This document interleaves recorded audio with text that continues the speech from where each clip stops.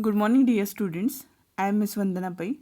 In today's lecture of the subject Fundamentals of Management, we will be studying the remaining part of the contribution given by F.W. Taylor, that is techniques, and also we will be studying the contribution given by Elton Mayo towards management studies, that is Hawthorne experiment and its finding.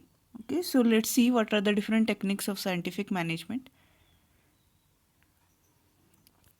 Some of the major techniques of scientific management, they are work study, standardization of tools and equipments, scientific task setting, scientific setting of wage rates, scientific selection and training, functional foremanship, and differential piece rate plan. Okay, so one by one we will be going through the techniques of scientific management. First one is work study. Okay, let's see what is work study all about. Work study implies an organized, objective, systematic, analytical, and critical assessment of the efficiency of various operations in an enterprise. See what is done into work study. Work study implies, yes, work study includes an organized, objective, systematic, analytical, and critical assessment, okay, of the efficiency of various operations in an enterprise. Okay, means all those operations, all those activities which are conducted into your enterprise. Okay, all those activities which are conducted into your organization, it's critical assessment. Okay, which okay includes its efficiency. Okay, that is done into work study. It is a generic term for those techniques which are used in the examination of human work in all its contexts and which leads systematically to the investigation of all factors which affect the efficiency and economy of operations. Okay, now further work study includes three to four techniques. What are these techniques? Let's see. First one is method study. Okay, see, as the word itself method is added towards the study, what it means, yes, this study is conducted to know the best method of doing a particular job. Okay, it helps in reducing the distance traveled by materials and brings improvement in handling, transporting, inspection, and storage of raw material and goods. Okay, so here best method of doing a particular job, it is studied. Okay, then it is motion study. Okay, motion study, yes, motion study is a technique which involves close observation of the movement of body and limbs of an individual required to perform a job. Okay, it is a study of movement of an operator or a machine to eliminate useless motions and find out the best method of doing a particular job. Okay, by undertaking motion study, an attempt is made to know whether some elements of a job can be eliminated, combined, or their sequence can be changed to achieve the necessary rhythm. Okay, now see what is done into motion study. Motion study means the movements, okay, movements of any operator or the machine itself. It is observed in such a way that if you find any useless motions, okay, if you think that these motions are useless or it is quite wastage, okay, what you can do is you can eliminate means you can delete those motions so that you can have, okay, effectiveness into the particular job. Okay, this is done into motion study. Why what is the purpose of motion study? Yes, it is its purpose is to find and eliminate wasteful motions among the workers. Okay, those which are wasteful motion, okay, those which are wasteful motion, which are not needed, which are useless, all those motions they are identified and they are deleted or eliminated. Okay, then, okay, to design the best methods of doing various operations, it leads to increase the efficiency of workers by reducing fatigue and manual labor. Okay, it results in higher production and productivity. Okay, so in motion study, yes, the movements they are observed. Okay, after observation of movements, okay, if any of the movement or any of the motion, if it is waste, then it is eliminated. Okay, so that you can effectively and efficiently get the work done. Okay, then the third study which is included in work study, that is time study or work measurement. Time study is the technique of observing and recording the time required by a workman of reasonable skills and ability to perform each element of the task in a job. Okay, through time study, the precise time required for each element of a man's work is determined. It helps in fixing the standard time required to do a particular job. The purpose of time study is to scientifically determine the standard time for doing a job under given condition. It measures the efficiency of workers. It creates time consciousness among workers. Okay, saving in time leads to cost reduction and increased efficiency. Okay, see what is done into time study then. Yes, time study, in time study, the time required by a workman having reasonable skills and ability to perform each element of the task in a job, it is observed and recorded. Okay, why to do this? Yes, so that you can determine the time required for completion of a work. Is it? So it helps us to fix the standard time required to do a particular job. Okay, then it is fatigue study. Fatigue study. What is fatigue study? See, fatigue, which is physical or mental, has an adverse effect on the worker's health and efficiency. Okay, fatigue study helps in reducing fatigue among the workers. Fatigue is generally caused by long working hours without rest, pauses, repetitive operations, excessive specialization, and poor working condition. The purpose of fatigue study is to maintain the operational efficiency of the workers. Okay, see, fatigue means what? Tiredness. Okay, fatigue means tiredness. Okay, which a person, an individual, a worker faces if he is continuously working. That's it. If he is continuously working without any break, without any pause, okay, what will happen? Yes, surely it will affect his efficiency, right? So fatigue, in fatigue study, what is done? Yes, the person, the workman, he is observed in such a way that, okay, whether he faces such type of fatigue. If he faces such type of fatigue, then excessive work can be deleted or his overload can be reduced. Okay, why? Because we want efficiency into our organization, right? Okay, then the second technique of scientific management is standardization of tools and equipments. Okay, see, Taylor says that standardization of tools and couplings, cost system, and several other items, they can be included in scientific management. Efforts should be made to provide standardized working environment and methods of production to the workers. Standardization would help to reduce spoilage and wastage of materials, improve quality of work, reduce cost of production, and reduce fatigue among the workers. See, okay, when we think about standardization of tools and equipments, see, whatsoever you use, whatsoever tools and equipments you do use into your organization, they should be of standard quality. Okay, why? Yes, so that you can ensure good quality of products. Okay, then scientific task setting. Scientific task setting, what is it?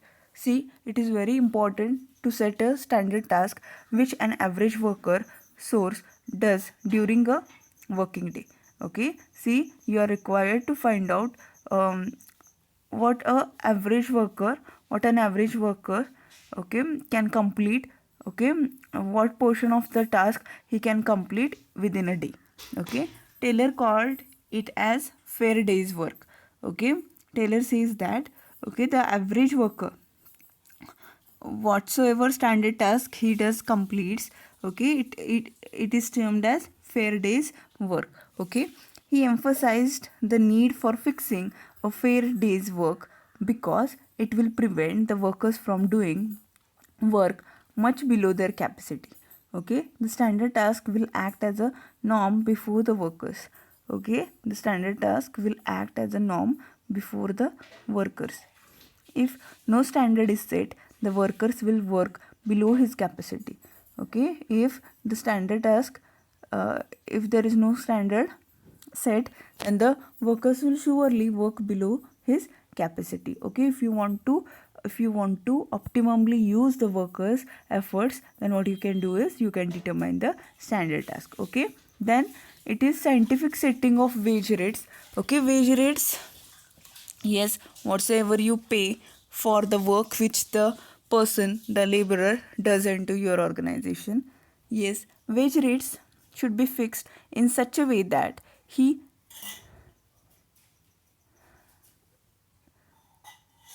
that is the average worker, he is motivated to attain a standard output. Okay, Taylor suggested the differential piece rate system. Under this system, higher rates are offered to those workers who produce more than the standard quantity. Taylor was of the view that efficient workers should be paid from 30% to 100% more than average workers.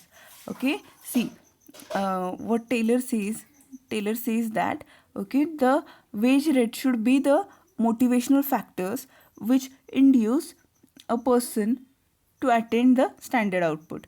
Okay, means whenever you are fixing the wage rate, whenever you are determining the wage rate, okay, the wage rate whichever you decide, it should be having that standard that it itself will be inducing, it itself will be motivating the laborers or the workers to work. Okay, so here what Taylor says, that the efficient workers or the workers who do complete the standard output, who work more, who work at the efficiency level, is it, they should be paid more than the average workers. Okay, then next one is scientific selection and training. Scientific selection and training. What is scientific selection and training?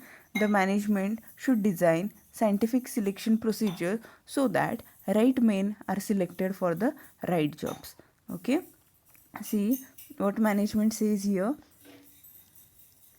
Yes, what Taylor has suggested to us.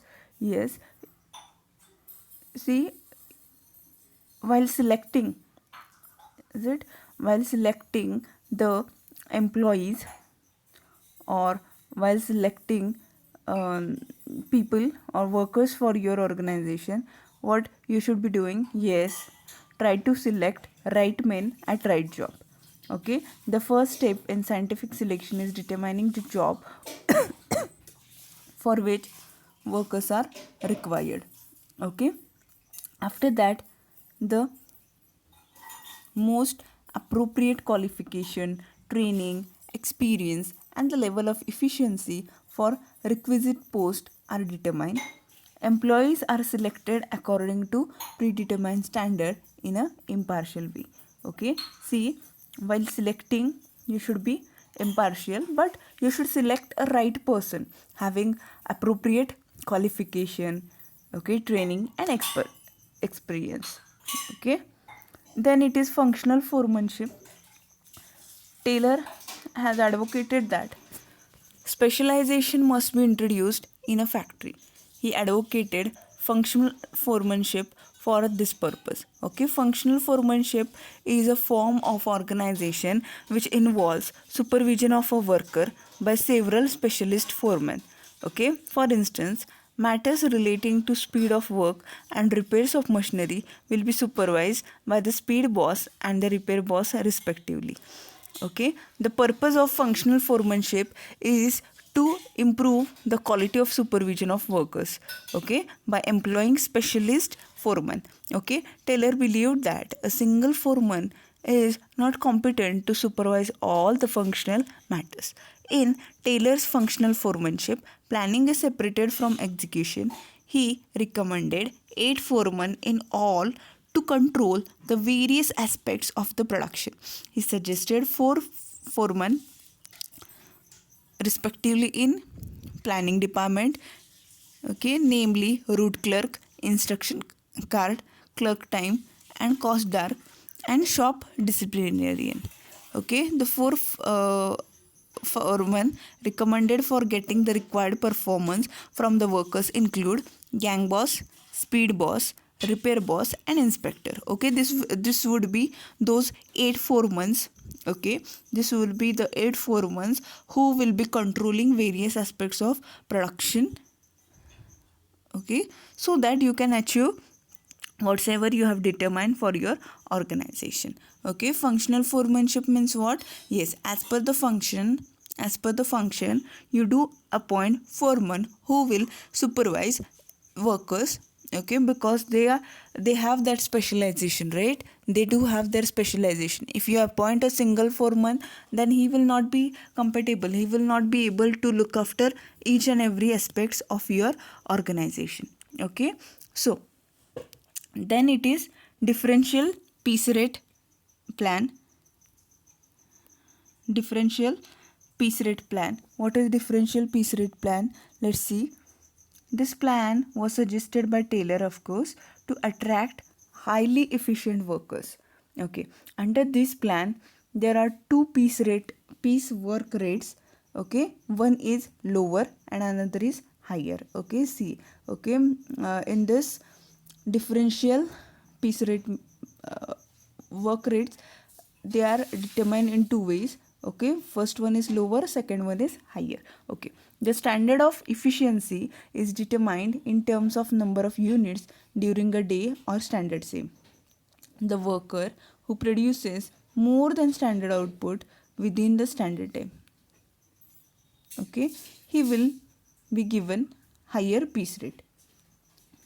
Okay, means if a person produces more than standard output, okay, see, first determine the standard output. Okay, and if someone or if one of your worker, he completes the standard output, okay, within the standard time in the sense, okay, the time which you have issued, okay, to complete the task. Okay, if a person completes standard output within the standard time, he should be given higher piece rate. On the other hand, if a worker is below the standard, he shall be given lower rate of wages. The slow worker is thus penalized as he gets wages at a lower piece rate. Thus, Taylor's scheme of wage payment encourages the workers to attain higher standard of performance and earn wages at higher rate. Is it? So, differential piece rate plan means what? Yes, you can establish two plans. Okay, you can establish two plans, okay, in which you can pay low, in which you can pay high. Okay, see, if a worker completes the assigned task in the standard time, okay, and he gains the standard output, pay him high. Okay, and if a person fails to do this, then pay him low. Okay, so the pay, that is the wage, whichever you pay to that person, that itself will be motivational for him. He will be encouraged due to this. Okay, so these are the techniques of scientific management. Now let's see the Hawthorne experiment and its finding. Okay, Hawthorne experiment is given by whom? Is given by Elton Mayo.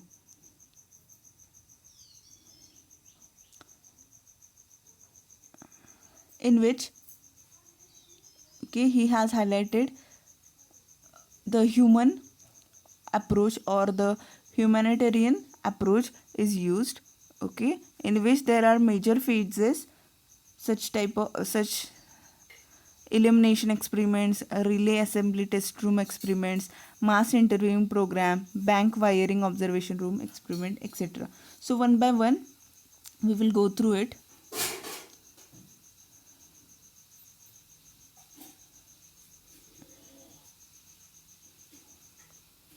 See, these experiments were carried by Elton Mayo, okay, in which experiments to determine the effects of changes in elimination on productivity, elimination experiments, they were carried between 1924 to 1927. Experiments to determine the effects of changes in hours and other working conditions on productivity, relay assembly test room experiments, they were conducted between 1927 to 1928. Okay, conducting plant-wide interviews to determine worker attitude and sentiments, mass interviewing program, it was done in 1928 to 1930, and determination and analysis of social organization at work. Okay, bank wiring observation room experiments, they were carried between 1931 to 1932. Okay, now one by one we will go through it. First one is illumination experiments.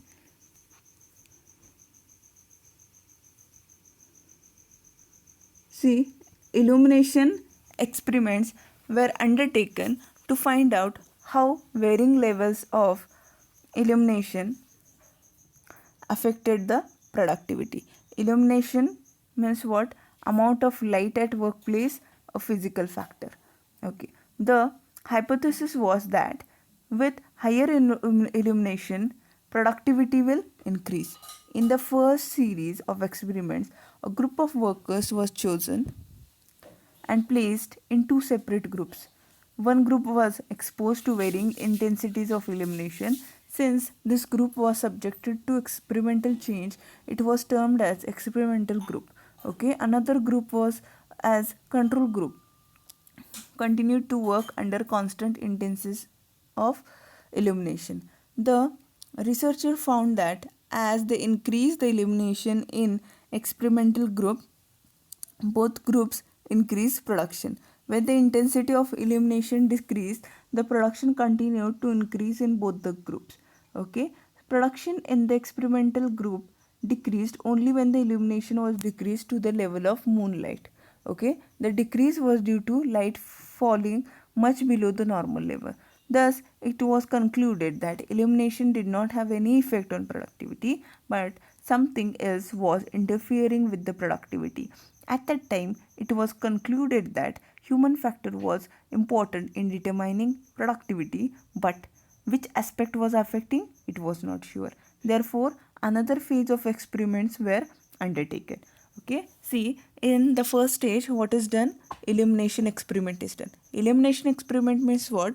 Okay, whether the availability of light, whether the availability of life, whether it has any effect on productivity, it was determined. Okay, but okay, when the intensity of light, it was decreased to moonlight level, okay, then only the productivity was affected. So here when relating Elton Mayo, what he found that, okay, see, elimination of light or light doesn't have any effect on productivity, it was determined. Okay, there is some another factor, there is some another human factor which is responsible for determining the productivity. Okay, then the second experiment which was done was relay assembly test room experiment. Okay, relay assembly test room experiment, what is this? See, these experiments were designed to determine the effects of changes in various job conditions on group productivity, as the elimination experiments could not establish a relationship between intensity of elimination and production. For this purpose, the researchers set up a relay assembly test room. Okay, for this, two girls were chosen. Okay, these girls were asked to choose for more girls as co-workers. The work related to the assembly of telephone relays. Each relay consisted of a number of parts which girls assembled into finished products. Okay, output depended on the speed and continuity with which girls work.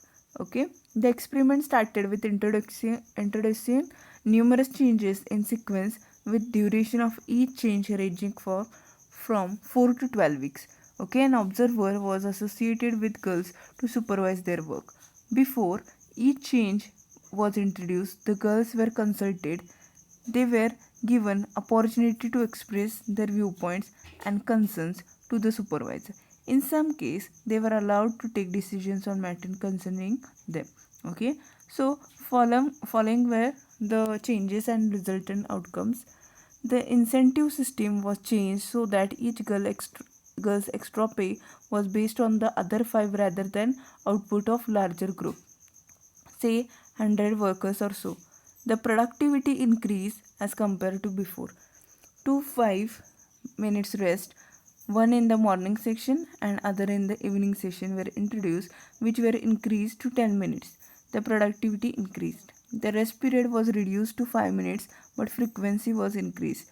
The productivity decreased slightly, and the girls complained that frequent rest intervals affected the rhythm of the work. The number of rest was reduced to 2 of 10 minutes of each, but in the morning, coffee or soup was served along with sandwich, and in the evening, snack was provided. The productivity increased. Changes in work hours and work day were introduced, such as cutting an hour off the end of the day and eliminating Saturday work. Okay, the girls were allowed to leave at 4:30 p.m. instead of usual 5 p.m. and later at 4 p.m. Productivity increased. As each change was introduced, absenteeism decreased, morale increased, and less supervision was required. It was assumed that these positive factors were there because of the various factors being adjusted and making them more positive. At this time, the researchers decided to revert back to original position, that is, no rest and other benefits. Surprisingly, productivity increased further instead of going down. This development caused a considerable amount of redirection in thinking, and the result implied that productivity increased not because of positive changes in physical factors but because of the change in girls' attitude towards work and their work group.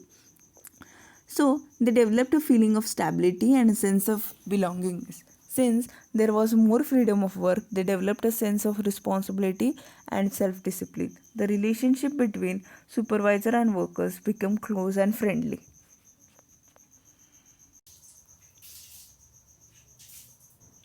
Then, mass interviewing program.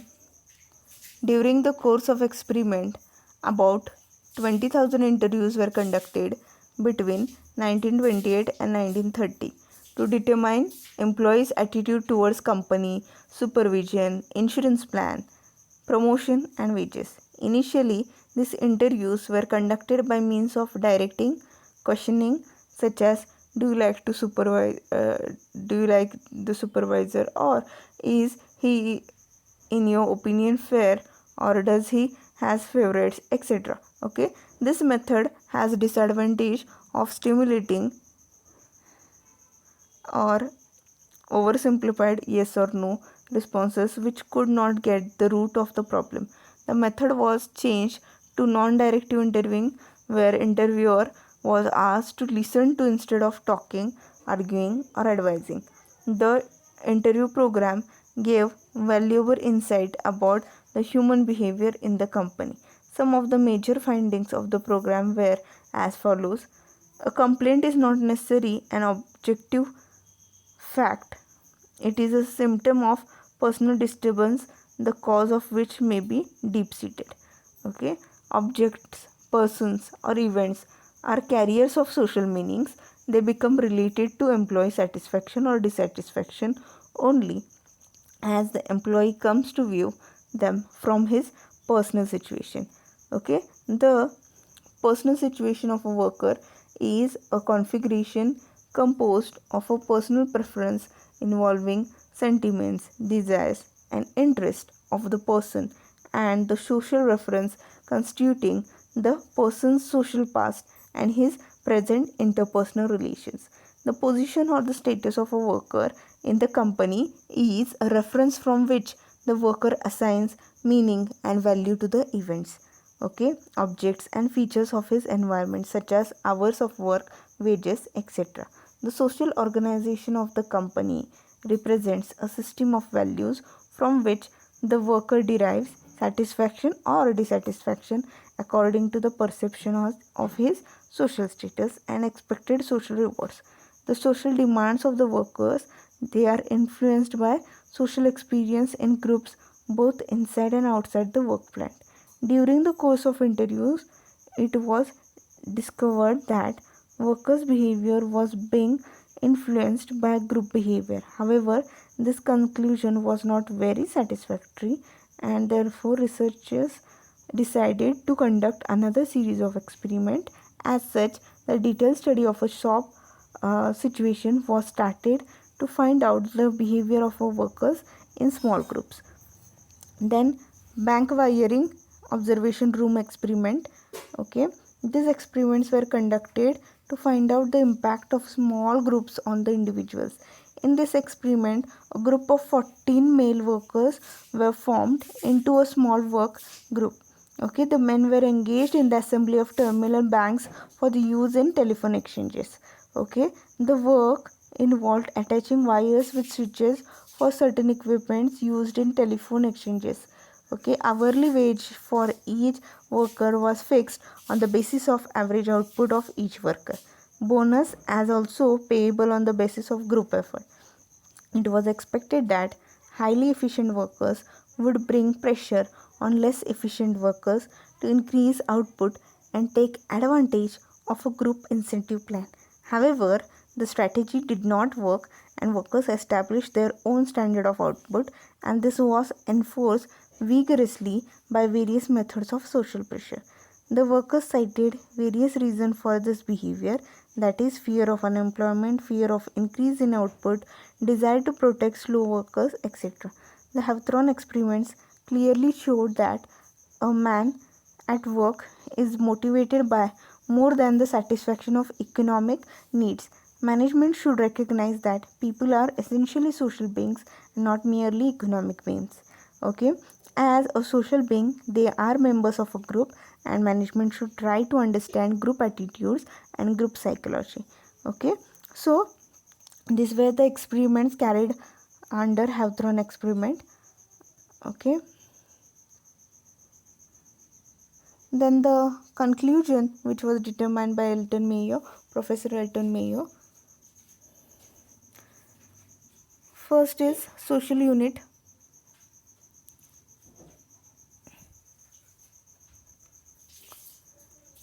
As a factory is not only a techno-economic unit but also social unit. Men are social beings. This social characteristic at work plays an important role in motivating people. The output increase in relay room due to effectively functioning of a social group with a warm relationship with its supervisors. Then it is group influence. The workers in a group develop a common psychological bond uniting them in the form of informal organization.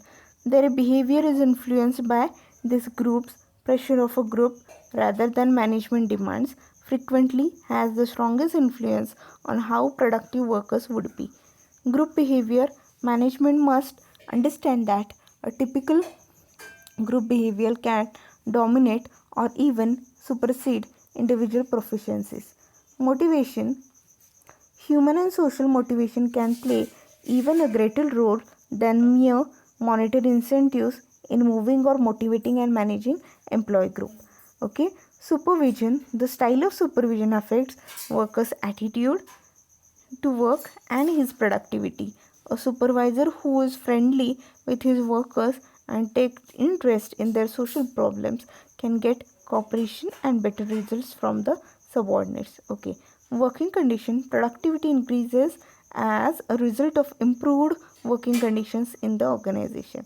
Then employee morale, Mayo pointed out that workers were not simply the people who do follow like a machine. Okay, instead the employee morale can have profound effects on productivity. Then the communication, experiments have shown that the output increase when workers are explained the logic behind various decisions, and their participation in decision making brings better results. Okay, And the last finding is balanced approach. The problems of workers could not be solved by taking one factor, that is management could not achieve the results by emphasizing on only one aspect. All the things should be discussed and decision be taken for improving the whole situation. A balanced approach to the whole situation can slow better results. Okay, so these were the findings of Hawthorne experiments. With this we do conclude today's lecture. Thank you.